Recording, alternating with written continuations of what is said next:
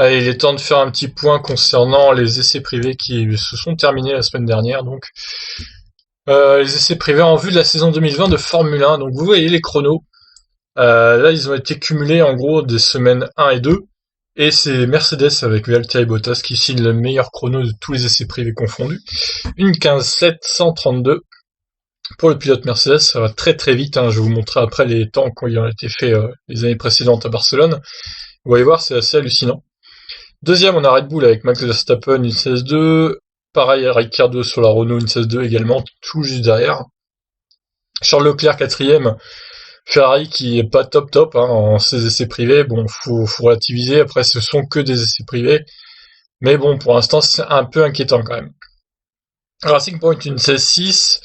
McLaren avec Carlos Sainz, une 16.8. Pareil pour Williams, qui semble un peu mieux que l'année dernière, Williams. J'espère que c'est pas de la poudre aux yeux pour eux. J'espère qu'ils vont recoller au peloton, ça serait bien, j'aime bien cette écurie quand même. Et ça fait chier de les voir derniers.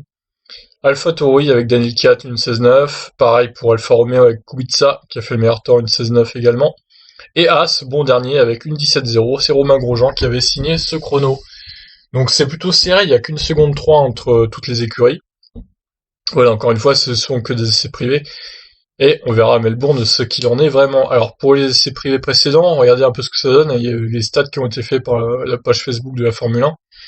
Donc une 15.7 pour Bottas en 2020. L'année dernière, c'était une 16.2 le meilleur temps. Donc 5 dixièmes de moins enfin de plus que cette année du coup. C'était Vettel.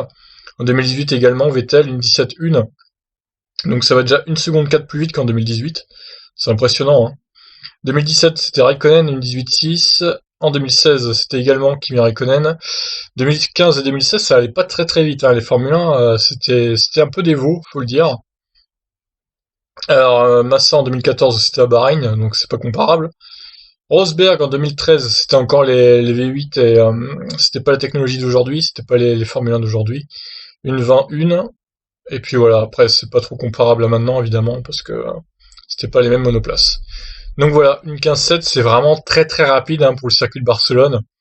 C'est vraiment impressionnant. Les Formule 1 de maintenant, c'est des vraies fusées. Sur ce, voilà, je vous laisse réagir. N'hésitez pas à vous abonner, à liker, à commenter. Ciao.